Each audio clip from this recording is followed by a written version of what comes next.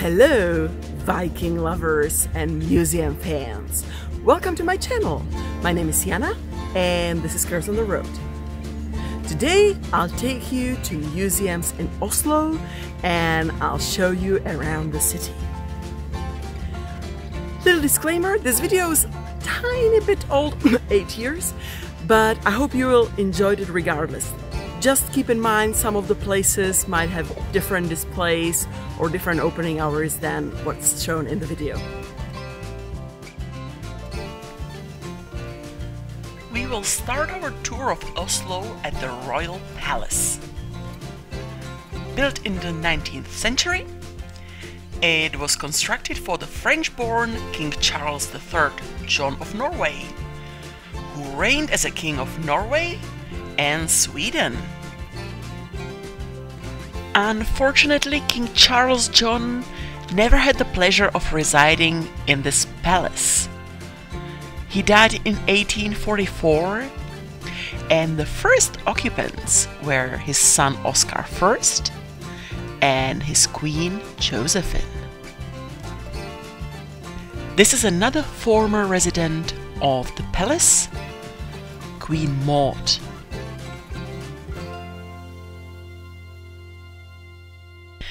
But we have to move on. There's so much to see in Oslo. National Theatre. The name of Norwegian playwright Henrik Ibsen immediately pops in mind.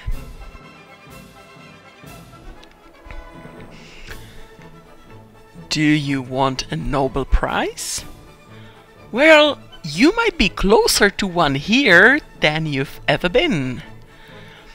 The Nobel Peace Prize is the only one that is not given in Sweden, but here in Norway. It used to be here at the City Hall.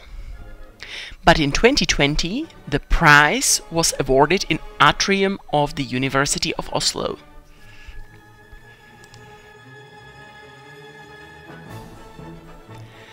This is my most favorite building in Oslo and probably in the whole Norway.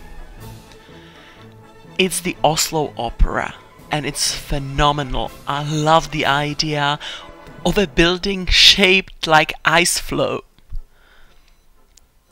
It just makes sense, and the fact that you can just wander around its roof, there's something magical about it. I highly recommend going there to see some performance. Unfortunately, I didn't get a chance to do it. We have covered opera, drama, Nobel Prizes. What's left? Statues. Let's have a look at some statues at Vigeland Park.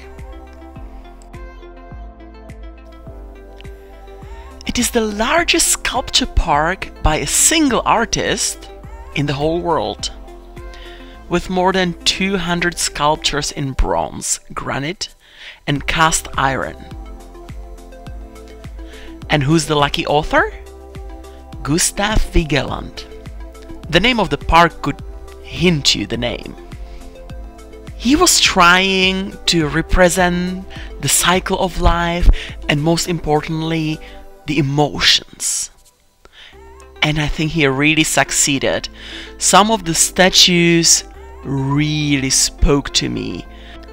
Like, for example, this statue of pure, joyful, playful love and the beauty of parenthood.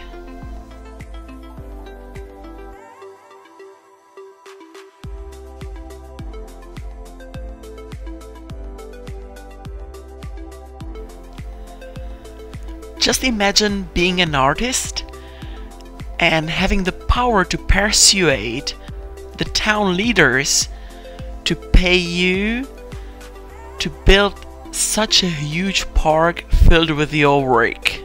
He wasn't just amazing sculptor. He had some pretty decent negotiation skills.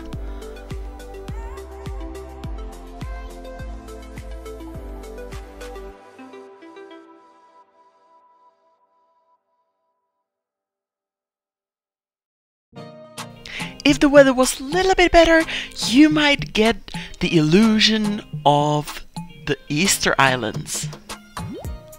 But with the rain, it's pretty obvious that we're at a museum. Museum of Kontiki, to be precise. If you ever heard of Thor Heyerdahl,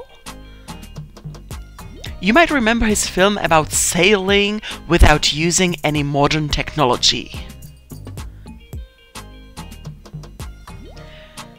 And surprise, surprise, the name of the film was Kontiki.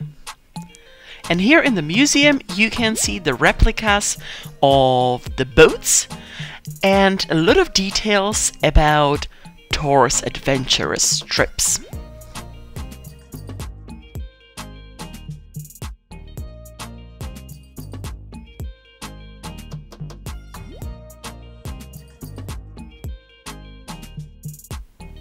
The raft was made of balsa wood and it crossed the Pacific Ocean in 1947. The film about crossing the ocean won the Academy Award for the Best Documentary.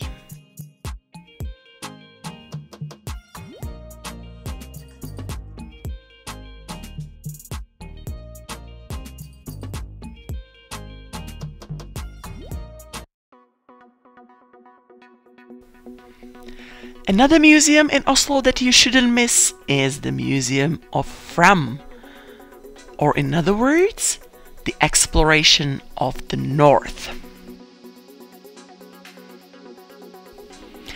In case you were wondering, Fram means forward. You can actually step aboard the original expedition ship and meet some of the explorers face to face.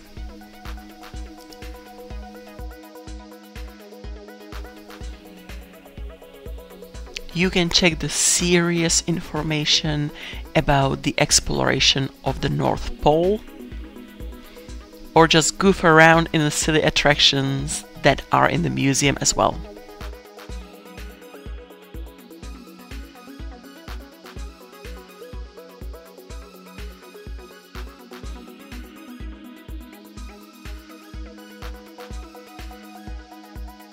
Let's play the game, find the odd one out.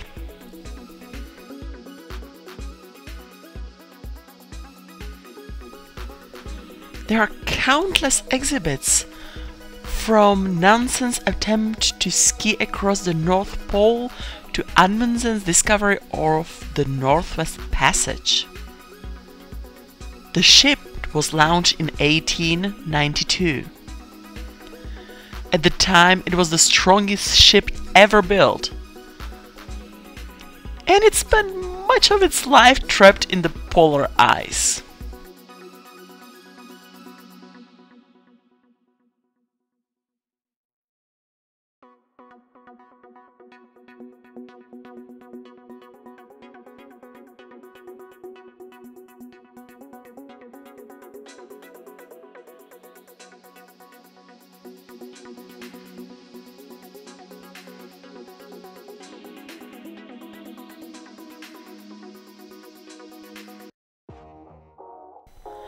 Our seagull tour guide takes us to the next museum, and that's the Viking Ship Museum.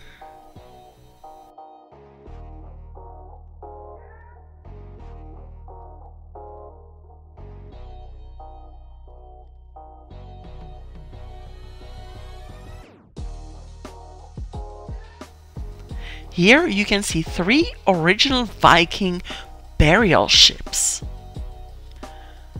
They were found as part of the archaeological finds from different sites around Norway.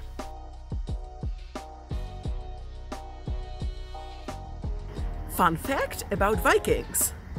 They are always portrayed with the horns on their helmets, and in truth, that never happened. It actually only appears in Wagner operas many centuries later, so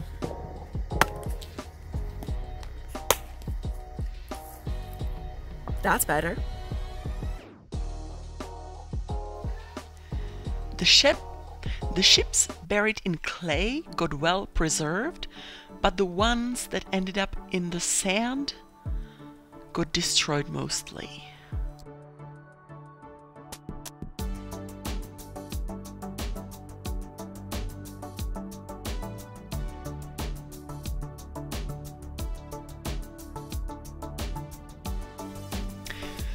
Go to Holmen, they said. The views will be breathtaking, they said.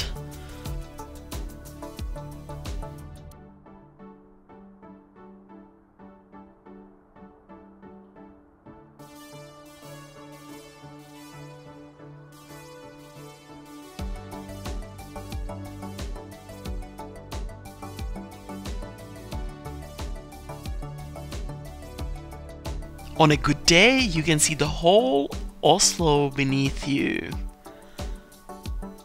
Just absorb the beauty of the views.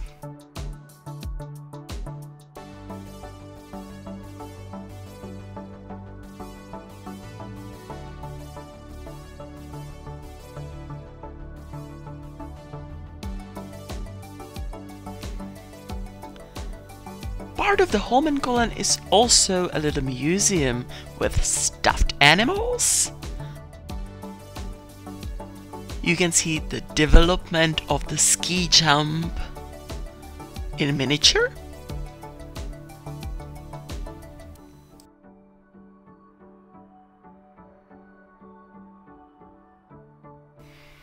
And also the castle from Frozen.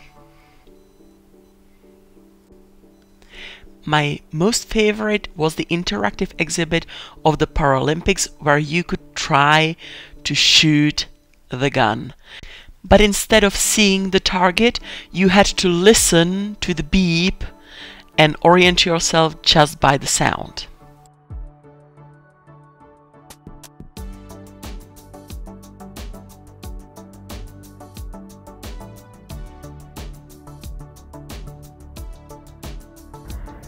So that's the whole video. I hope you enjoyed it. If you did, please give me a little invader's thumbs up and subscribe to my channel if you want to see more. Thank you very much for watching. Have a lovely rest of the day and bye!